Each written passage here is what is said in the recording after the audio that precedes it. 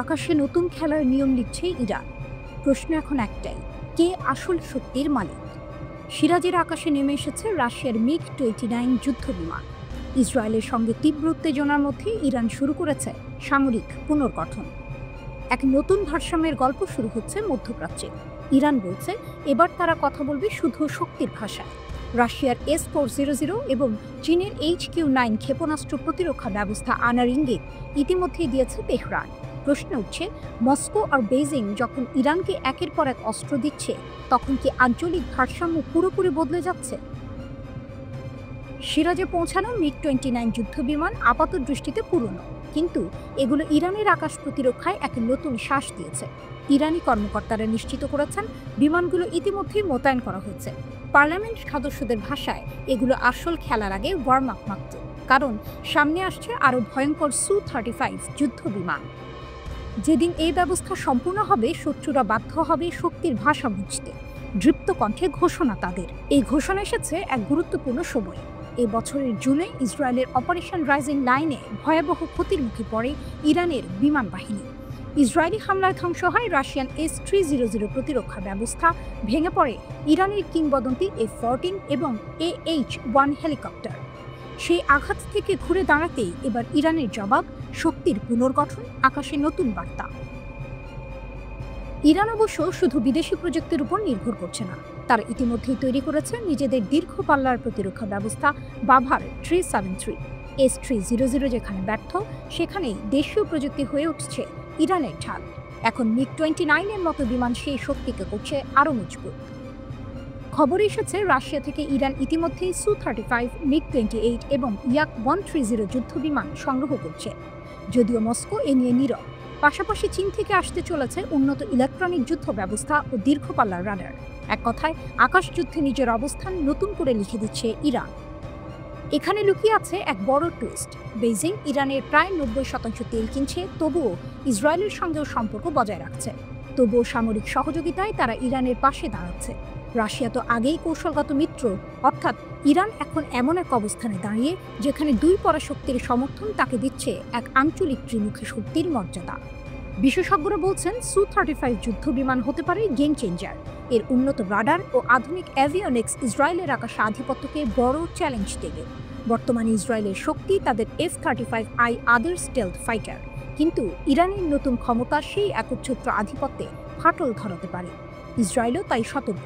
Jerusalem post জানিয়েছে তারা নিবিড়ভাবে পর্যবেক্ষণ করছে ইরানের রাশিয়ান মিগ-29 মোতায়েন, কারণ প্রতিটি নতুন যুদ্ধ বিমান, প্রতিটি নতুন ক্ষেপণাস্ত্র ইসরায়েলের জন্য এক নতুন সতর্কবার্তা। এক সময়ের দুর্বল বিমান বাহিনী এখন ধীরে ধীরে শক্তির প্রতীক হয়ে উঠছে। তেহরান যেন জানিয়ে দিচ্ছে মধ্যপ্রাচ্যের আকাশ আর একতরফা নয়, এখানেও আছে এক নতুন নায়ক, নাম তার ইরান।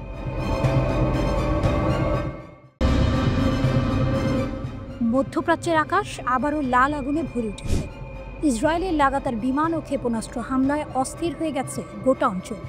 এতদিন মনে হয়েছিল লড়াই শুধু গাজাকে ঘিরে সীমাবদ্ধ, কিন্তু সেই আগুন এখন ছড়িয়ে পড়ছে লেবানন, সিরিয়া, তিউনিসিয়া, এমনকি ইয়েমেন পর্যন্ত। টার্গেট হলো এমন এক দেশ যার সঙ্গে ইসরায়েলের সরাসরি কোনো শত্রুতা ছিল না। দেশটি হলো মধ্যপ্রাচ্যের ধনী শক্তি, গ্যাস আর তেলের আধার কাতার। মুহূর্তেই আকাশ কেঁপে উঠল ইসরায়েলের ক্ষেপণাস্ত্রে। আঘাত হানা হলো একটি সভাকক্ষে, যেখানে ফিলিস্তিনি নেতারা শান্তি আলোচনায় বসেছিলেন। শান্তির মঞ্চ এক নিমিষে পরিণত হলো ধ্বংসস্তূপে। বিশ্লেষকরা বলছেন ইসরায়েলের উদ্দেশ্য ছিল ফিলিস্তিনি নেতৃত্বকে মাটি চাপা দেয়া। এখান থেকেই শুরু হলো উত্তেজনার নতুন অধ্যায়। হামলার খবর ছড়িয়ে পড়তেই মুসলিম বিশ্বে ক্ষোভের আগুন জ্বলে ওঠে। কাতারের উদ্যোগে তড়িঘড়ি বসে যায় জরুরি আরব ইসলামিক সম্মেলন। এক টেবিলে মুখোমুখি বসেন আরব লীগ আর OICর শীর্ষ নেতারা, আর সেখানেই গর্জে ওঠেন ইরানের প্রেসিডেন্ট মাসুদ পেজেশকিয়ান। তার কণ্ঠ যেন বজ্রপাত। যুক্তরাষ্ট্র আর পশ্চিমাদের দীর্ঘ ছায়া ছাড়া ইসরায়েল কখনো এমন দুঃসাহস দেখাতে পারত না। এই হামলা শক্তির প্রদর্শনী নয়, বরং তাদের হতাশার বহিঃপ্রকাশ। পেজেশকিয়ান ঘোষণা দিলেন এই হামলা মুসলিম বিশ্বকে জাগিয়ে তুলেছে।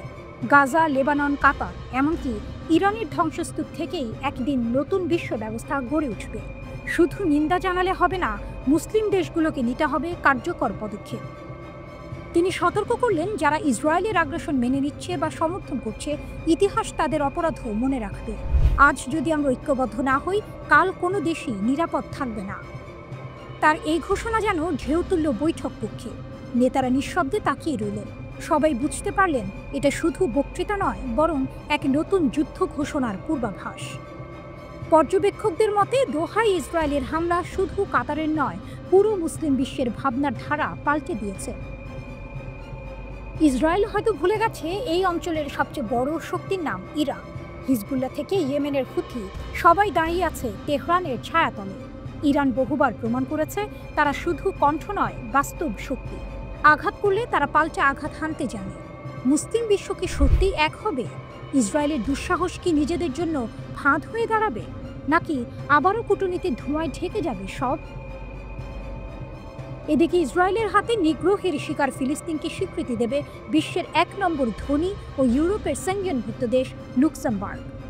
জাতিসংঘের সাধারণ পরিষদে ফ্রান্স ও যুক্তরাজ্যের সঙ্গে দেয়া হবে এই ঘোষণা। দেশটির পার্লামেন্টারি কমিশনকে বিষয়টি জানিয়েছেন প্রধানমন্ত্রী ও পররাষ্ট্রমন্ত্রী। ইসরায়েলি সংবাদ মাধ্যম দ্য জেরুজালেম পোস্ট এই তথ্য জানিয়েছে। প্রতিবেদনে বলা হয়, লুক্সেমবার্গের প্রধানমন্ত্রী লুক ফ্রিডেন ও পররাষ্ট্রমন্ত্রী জেভিয়ার বেকতেল দেশটির এক পার্লামেন্টারি কমিশনকে জানিয়েছেন যে তারা ফিলিস্তিন রাষ্ট্রকে স্বীকৃতি দেওয়ার পরিকল্পনা করছেন। চলতি মাসের শেষের দিকে জাতিসংঘের সাধারণ পরিষদের বৈঠকে যুক্তরাজ্য, ফ্রান্স ও বেলজিয়াম সহ অন্য দেশগুলো যখন ফিলিস্তিনকে স্বীকৃতি দেবে, তখন লুক্সেমবার্গ এই সংক্রান্ত চূড়ান্ত ঘোষণা দেবে।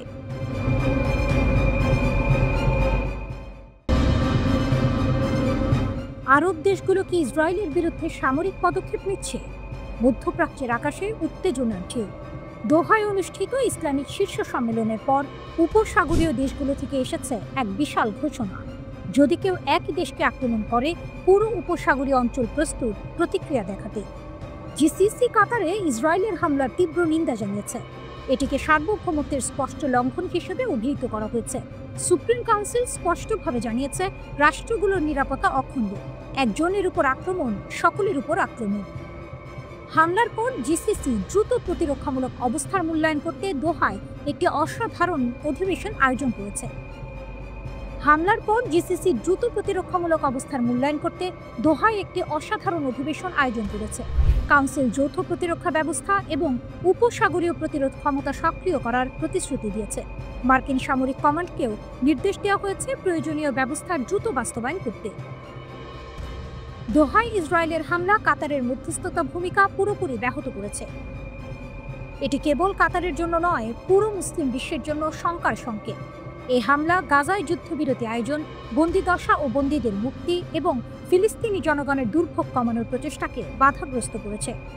জিসিসি সব দেশের পক্ষ থেকে কাতারের প্রতি পূর্ণ সংহতি প্রকাশ করেছে এবং এর প্রতিক্রিয়ামূলক পদক্ষেপগুলোর পূর্ণ সমর্থন জানিয়েছে। সুপ্রিম কাউন্সিলের বিবৃতিতে বলা হয়েছে, এই আক্রমণ মোকাবেলায় কাতারের পাশে জিসিসি রাষ্ট্রের পূর্ণ সংহতি রয়েছে। জোর দিয়ে বলা যায়, জিসিসি রাষ্ট্রের নিরাপত্তা অবিচ্ছেদ্য। জিসিসি সনদ এবং যৌথ প্রতিরক্ষা চুক্তি অনুসারে যে কোনো একটির ওপর আক্রমণ তাদের সকলের উপর আক্রমণ। দোহা শীর্ষ সম্মেলনের পর আরব ও মুসলিম নেতারা একটি যৌথ বিবৃতি জারি করেছেন। খসড়া বিবৃতিতে দেশগুলিকে আহ্বান জানানো হয়েছে ইসরায়েলের সাথে সব সম্পর্ক পর্যালোচনা করতে। এছাড়া তারা উল্লেখ করেছে, গাজায় ইসরায়েলের কর্মকাণ্ড বন্ধ করতে আইনি ও কার্যকর ব্যবস্থা গ্রহণের প্রয়োজন। জিসিসি সচিব মার্কিন যুক্তরাষ্ট্রকেও আহ্বান জানিয়েছেন, ইসরায়েলের ওপর প্রভাব ব্যবহার করে পরিস্থিতি নিয়ন্ত্রণ করুন। এটি ইঙ্গিত দেয় যে মুসলিম দেশগুলো কেবল বক্তব্যে সীমাবদ্ধ থাকছে না, তারা সত্যি একত্রে পদক্ষেপ নিতে প্রস্তুত। ইরানের শক্তি ও প্রভাব। ইরানও এই ঐক্যের প্রেক্ষাপটে গুরুত্বপূর্ণ। ইরানের সামরিক ও কৌশলগত শক্তি, মধ্যপ্রাচ্যের বিভিন্ন স্বতন্ত্র গোষ্ঠীর সঙ্গে সংযুক্তি এবং আরব অঞ্চলে তার প্রভাব এই মুহূর্তে গুরুত্বপূর্ণ প্রতিরক্ষা কাঠামো হিসেবে কাজ করছে। মুসলিম দেশগুলো একজোট হলে শুধু ইসরায়েল নয়, মধ্যপ্রাচ্যের শক্তির ভারসাম্যই পাল্টে যেতে পারে। কাতারে ইসরায়েলি হামলার পর আরব দেশগুলো এক নতুন অবস্থানে দাঁড়িয়েছে। দোহা সম্মেলনের ঘোষণা কেবল রাজনৈতিক নয়, এটি সামরিক প্রতিশ্রুতি এবং মধ্যপ্রাচ্যের নতুন অধ্যায়ের সূচনা। মুসলিম বিশ্ব কি সত্যিই ঐক্যবদ্ধ হবে, নাকি পশ্চিমা চাপ ও কূটনৈতিক জটিলতায় আবারও থেমে যাবে, যার উত্তরই নির্ধারণ করবে ভবিষ্যতের মধ্যপ্রাচ্য।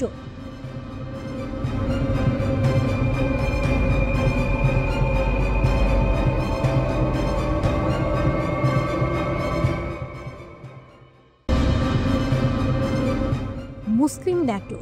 ইসরায়েলের আগ্রাসনের জবাবে গর্জে উঠছে নতুন এক সামরিক স্বপ্ন। যদি পশ্চিমা দুনিয়া নিজেদের রক্ষায় ন্যাটো বানাতে পারে, তবে মুসলিম দুনিয়া কেন নয়?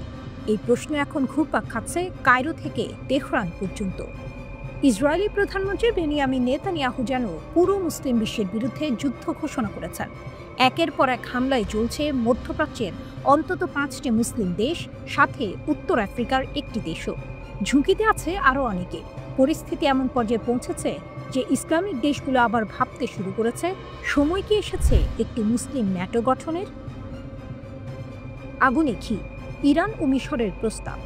মিশর প্রথমেই ন্যাটোর আদলে একটি ইসলামিক সামরিক জোটের প্রস্তাব দিয়েছে। একই সুরে কথা বলেছে ইরান ও ইরাক। ইরান শুধু প্রস্তাবে দিচ্ছে না, বলছে তারাই দিতে পারবে প্রযুক্তিগত নেতৃত্ব। কারণ এরই মধ্যে ইরান প্রমাণ করেছে নিজেদের বানানো মিসাইল দিয়েই ইসরায়েলের কৌশল ভেঙে চুরমার করা যায়। তাদের কামিকাজে ড্রোন আজ ইউক্রেন যুদ্ধে রাশিয়ার হাতকে শক্ত করছে। আর আয়াতুল্লাহ খামেনির বাহিনী যুদ্ধক্ষেত্রে বহুবার নিজেদের শক্তি দেখিয়েছে। যদি ইরান নেতৃত্ব দেয়, তবে কি উপসাগরীয় দেশগুলো নিজেদের পশ্চিমা মিত্রদের ছেড়ে সত্যিই এদিকে ঝুঁকবে? মুসলিম বিশ্বের লুকানো শক্তি। একদিকে আমেরিকা, ন্যাটো আর ইসরায়েল, ত্রিমুখী জোট। অন্যদিকে মুসলিম দেশগুলোর সামরিক শক্তির চিত্রও কম ভয়ঙ্কর নয়। তুরস্ক, ন্যাটোর সদস্য, প্রতিরক্ষা শিল্পে দারুণ অগ্রগতি, নতুন সব ড্রোন ও যুদ্ধ সরঞ্জামে ইসলামিক বিশ্বের সেরা সামরিক শক্তি। পাকিস্তান, একমাত্র পারমাণবিক মুসলিম দেশ, আকাশযুদ্ধে ভারতের বিরুদ্ধে সাম্প্রতিক সাফল্যে বিশ্বকে চমকে দিয়েছে। সৌদি আরব, বিশ্বে অন্যতম বৃহৎ প্রতিরক্ষা বাজেট, হাতে আমেরিকান ও ব্রিটিশ অত্যাধুনিক অস্ত্র। মিশর, আফ্রিকার মাটিতে বিশ্বের অন্যতম শক্তিশালী সামরিক বাহিনী। ফিলিস্তিন, লেবানন ও ইয়েমেনের প্রতিরোধ যোদ্ধারা, মাঠের যোদ্ধা যারা প্রতিদিন ইসরায়েলকে চ্যালেঞ্জ জানাচ্ছে। টাকার ঝাঁপি, আগ্রাসনের জবাব। একটি শক্তিশালী মুসলিম সামরিক জোট গঠনের জন্য অর্থের অভাব হবে না। উপসাগরীয় দেশগুলোর হাতে রয়েছে অগণিত তেল, ডলার। এতদিন তারা পশ্চিমা অস্ত্রের দিকে ঝুঁকেছিল, কিন্তু এখন যদি তারা ইরান, তুরস্ক, রাশিয়া বা চীনের দিকে মুখ ফেরায়, তবে বদলে যেতে পারে পুরো বিশ্ব শক্তির ভারসাম্য। সিনেম্যাটিক দৃশ্য কল্পনা করুন। কায়রোর বিশাল হলঘরে টেবিল ঘিরে বসে আছেন মুসলিম বিশ্বের সেনাপতিরা। তাদের চোখে একটাই দৃঢ়তা, ইসরায়েলের আগ্রাসন আর চলবে না। তেহরানের মানচিত্রে আঁকা হচ্ছে নতুন প্রতিরক্ষা পরিকল্পনা। ইসলামাবাদের ঘাঁটিতে গর্জন করছে যুদ্ধ বিমান। রিয়াদের বিলাসবহুল প্রাসাদে বসে সৌদি নেতৃত্ব অর্থের ঝাঁপি খুলছে। আর গাজার ধ্বংসস্তূপের ভেতর থেকে উঠে আসছে একটাই স্লোগান, মুসলিম ন্যাটো চাই। ইসরায়েল হয়তো ভেবেছিল একে একে মুসলিম দেশগুলোকে আক্রমণ করে ভেঙে ফেলা সহজ হবে, কিন্তু ফল হয়েছে উল্টো। তাদের আগ্রাসনই এখন এক বিশাল জোট গঠনের পথে ঠেলে দিচ্ছে মুসলিম বিশ্বকে। প্রশ্ন এখন শুধু সময়, কবে তৈরি হবে সেই মুসলিম ন্যাটো? আর তৈরি হলে বিশ্ব রাজনীতির মানচিত্রে সেটা হবে কি সবচেয়ে বড় গেম চেঞ্জার?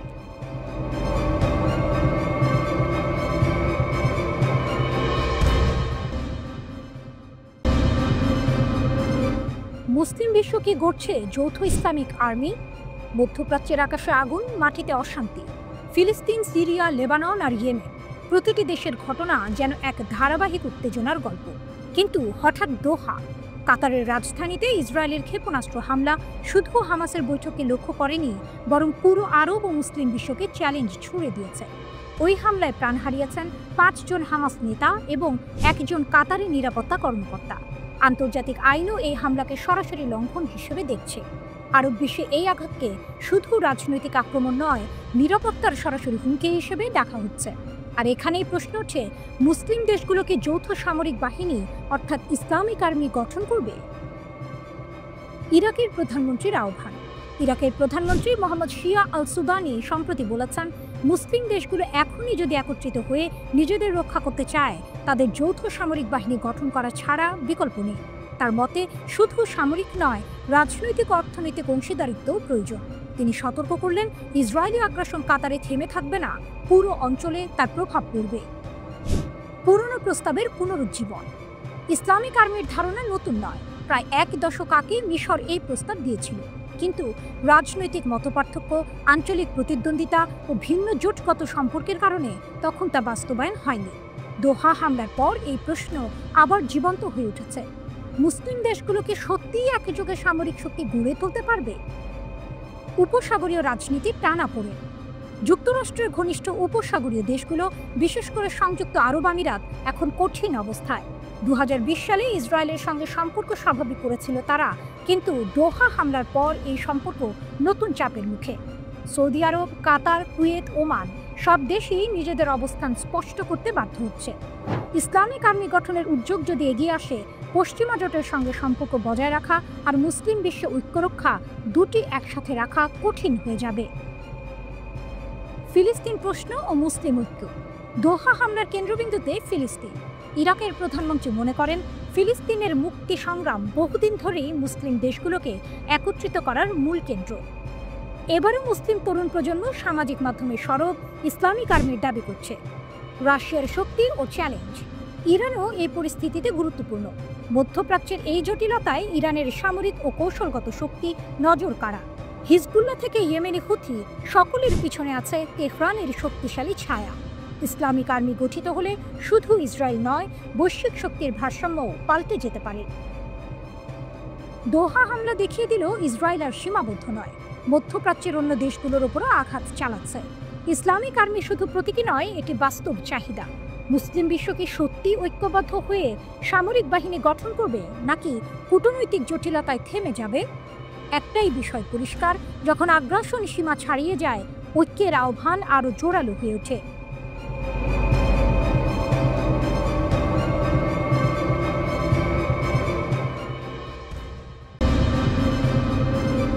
ইসরায়েলের পরবর্তী টার্গেট কি তুরস্ক? মধ্যপ্রাচ্যের আকাশে উত্তেজনার ঢেউ নতুন মোড় নিয়েছে।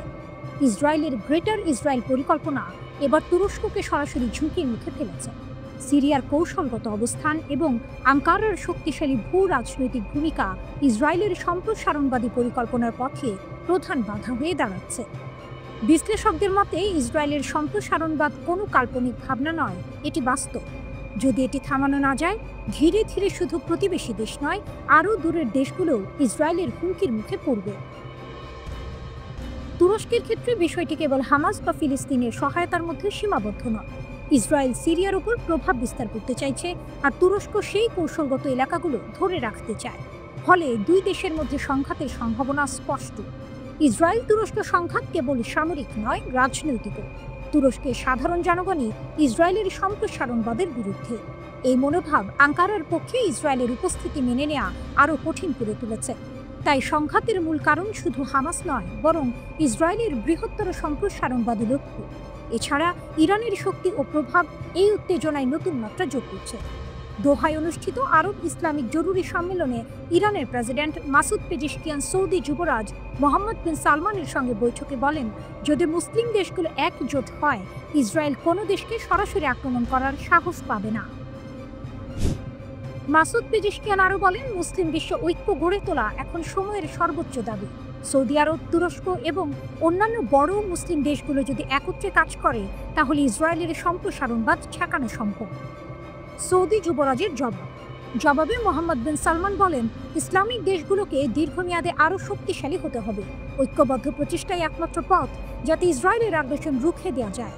তিনি সতর্ক করে দেন, এই অঞ্চলে পরিস্থিতি অতীব সংবেদনশীল, তাই দেশগুলোর মধ্যে সহযোগিতা আর ঐক্য ছাড়া কোনো বিকল্প নেই। ইরানের শক্তি। ইরানের সামরিক ও কৌশলগত শক্তি এই মুহূর্তে মুসলিম বিশ্বের জটিল পরিস্থিতিতে অত্যন্ত গুরুত্বপূর্ণ। হিজবুল্লাহ থেকে ইয়েমেনের হুথি সবই ইরানের শক্তিশালী ছায়ার আওতায়। ইসলামিক দেশগুলো যদি ঐক্যবদ্ধ হয়, তবে শুধু ইসরায়েল নয়, পুরো মধ্যপ্রাচ্যের শক্তির ভারসাম্যই পাল্টে যেতে পারে। ইসরায়েলি সম্প্রসারণবাদের পথে তুরস্ক দাঁড়িয়ে আছে। আঙ্কারার অবস্থান শুধু সামরিক নয়, ভূ রাজনীতিকও।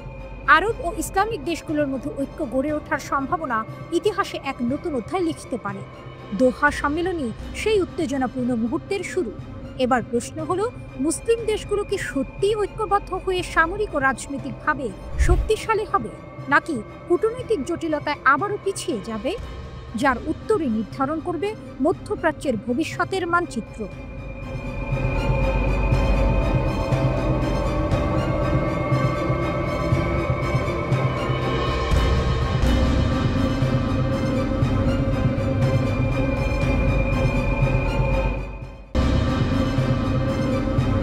ইসরায়েলের ভাঙা ঢাল।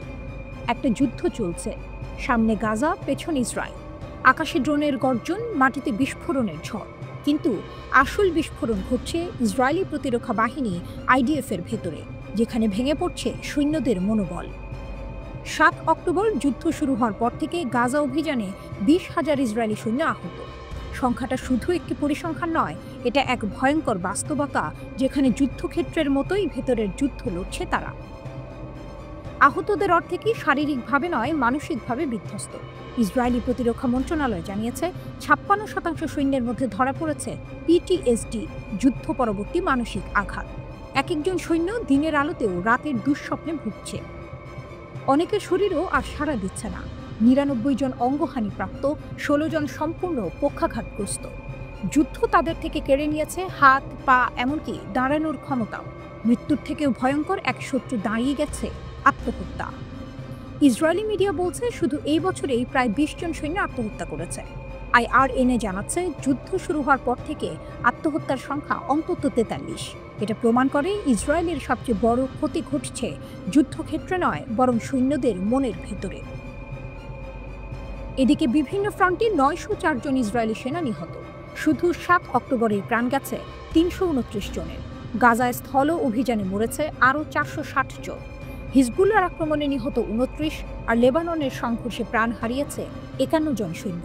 প্রতিদিন যেন নতুন কফিন নামছে ইসরায়েলের ঘরে ঘরে। কিন্তু এখানেই থেমে নেই কাহিনী। প্রতিরক্ষা মন্ত্রণালয়ের তথ্যে দেখা যাচ্ছে আহতদের ৬৪% রিজার্ভ সৈন্য, মানে যারা সাধারণ জীবন থেকে হঠাৎ টেনে আনা হয়েছে যুদ্ধে।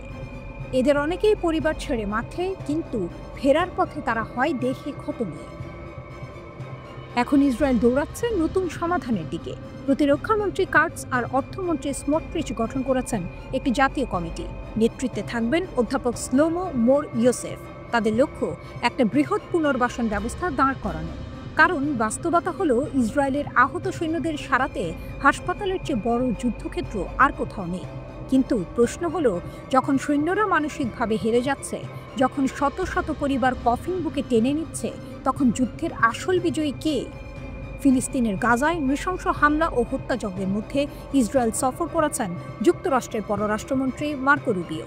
ইসরায়েলের প্রধানমন্ত্রী বেনিয়ামিন নেতানিয়াহুর সঙ্গে সাক্ষাৎ করেছেন তিনি। মার্কিন পররাষ্ট্রমন্ত্রী বলেছেন, গাজায় চলমান সংঘাতে ইসরায়েলকে অবিচল সমর্থন দিয়ে যাবে তাঁর দেশ। উপত্যকাটি থেকে হামাসকে নির্মূল করার আহ্বানও জানিয়েছেন তিনি।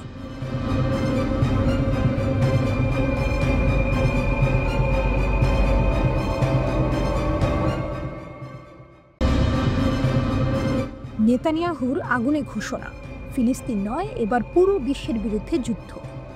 দোহা, কূটনৈতিক আলোচনার শহর হঠাৎই কেঁপে উঠল ক্ষেপণাস্ত্রের শব্দে। ইসরায়েলের বিমান থেকে ছুটল আগুন, লক্ষ্য ফিলিস্তিনি নেতৃত্ব, যারা যুক্তরাষ্ট্রের মধ্যস্থতায় যুদ্ধবিরতি টেবিলে বসেছিলেন। মুহূর্তেই ধ্বংস হয়ে গেল আশা। গাজার রক্তক্ষয়ী যুদ্ধ থামার আগে শুরু হলো নতুন অধ্যায়। এই হামলা যেন শুধু কাতার নয়, পুরো বিশ্বকেই হুমকি দিয়ে বলল, ইসরায়েলের আগুনের হাত পৃথিবীর যে কোনো জায়গায় পৌঁছাতে পারে। ২ বছরের কম সময়ে গাজায় নিহতের সংখ্যা ৬৪,০০০ ছাড়িয়েছে, অধিকাংশই নারী ও শিশু। আন্তর্জাতিক মহল এটিকে ইতোমধ্যেই গণহত্যা বলেছে। কিন্তু দোহা হামলা গল্পটিকে অন্য উচ্চতায় নিয়ে গেল। এবার আঘাত হলো একটি স্বাধীন রাষ্ট্রে, যা স্পষ্ট জানিয়ে দিল, ইসরায়েল শুধু ফিলিস্তিন দখলেই সীমাবদ্ধ নয়, বরং আন্তর্জাতিক আইন ও কূটনীতির বুকেও আঘাত করছে। যুদ্ধবিরতির ভ্রান্ত ধারণা, ইসরায়েলের ইতিহাস খুললেই স্পষ্ট হয়, তাদের অভিধানে যুদ্ধবিরতি শব্দটি নেই।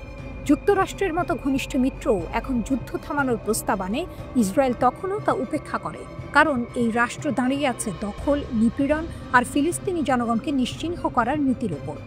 দোহা হামলা তাই কেবল একটি শহরে আঘাত নয়, বরং পুরো অঞ্চলের নিরাপত্তার প্রতি সরাসরি চ্যালেঞ্জ। পশ্চিমাদের হঠাৎ জাগরণ, অদ্ভুত এক দৃশ্য দেখা গেল। গাজায় হাজারো নারী শিশুর মৃত্যুতে নীরব থাকা পশ্চিমা শক্তিগুলো এবার হঠাৎ মুখ খুলল। ব্রিটেন, ফ্রান্স, এমনকি ভারতও নিন্দা জানালো দোহায় ইসরায়েলি হামলার। প্রশ্ন উঠছে, একটি ক্ষেপণাস্ত্র কি হাজারো লাশের চেয়ে ভয়াবহ, নাকি তারা অবশেষে বুঝতে পারছে ইসরায়েলের আগ্রাসন একদিন তাদের নিরাপত্তার গায়েও আগুন ধরাতে পারে? এখানেই উন্মোচিত হয় আন্তর্জাতিক রাজনীতির ভণ্ডামি। ওয়াশিংটনের দ্বিমুখী ভাষা, হোয়াইট হাউস মুখপাত্র ক্যারোলাইন লেভিট নিন্দা জানালেও যোগ করলেন, হামাসকে নির্মূল করাই চূড়ান্ত লক্ষ্য। প্রেসিডেন্ট ট্রাম্প কাতারকে আশ্বাস দিলেন এমন হামলা আর হবে না, অথচ বাস্তবে তিনি ইসরায়েলের ওপর কোনো নিয়ন্ত্রণই রাখতে পারছেন না। ফলে ওয়াশিংটনের আশ্বাস দোহায় শোনা যাচ্ছে ফাঁকা বুলি হিসেবে। ইসরায়েলের প্রতিরক্ষামন্ত্রী ক্যাটস গর্জে উঠলেন, ইসরায়েলের দীর্ঘ হাত শত্রুকে যে কোনো জায়গায় আঘাত করবে। সেই সুরে সুর মিলিয়ে নেতানিয়াহু কাতারকে হুমকি দিলেন, সন্ত্রাসীদের যদি আশ্রয় দাও, আমরা নিজেই ব্যবস্থা নিব। সন্ত্রাসী কাকে বলা হবে তার সংজ্ঞাও তারা নিজের মতো বানিয়ে নিচ্ছে। 6 দেশে হামলার নজির। আল জাজিরার তথ্য অনুযায়ী মাত্র 72 ঘন্টায় ইসরায়েল হামলা চালিয়েছে অন্তত 6 দেশে: ফিলিস্তিন, কাতার, লেবানন, সিরিয়া, তিউনিসিয়া ও ইয়েমেনে। এতে গোটা মধ্যপ্রাচ্যই পরিণত হচ্ছে যুদ্ধক্ষেত্রে। ইউরোপে মোসাদের টার্গেট হত্যার ইতিহাসও মনে করিয়ে দেয় ইসরায়েলের আগ্রাসন কেবল আঞ্চলিক নয়, বৈশ্বিক হুমকি। দোহা হামলার মাধ্যমে নেতানিয়াহু যেন মুখ ফসকে সত্য প্রকাশ করলেন, এ লড়াই কেবল ফিলিস্তিনের বিরুদ্ধে নয়, পুরো বিশ্বের বিরুদ্ধে। প্রশ্নটা এখন সবার সামনে, কে নিরাপদ আর কতদিন আন্তর্জাতিক আইনকে ছিঁড়ে ফেলে ইসরায়েল তার আগুন ছড়িয়ে দেবে? একটাই বার্তা স্পষ্ট, যদি আজ লাগাম টানা না হয়, আগামীকাল কার মাথার ওপর পড়বে সেই ক্ষেপণাস্ত্র কেউ জানে না। একটাই বার্তা স্পষ্ট, যদি আজ লাগাম টানা না হয়, আগামীকাল কার মাথার ওপর পড়বে সেই ক্ষেপণাস্ত্র কেউ জানে না।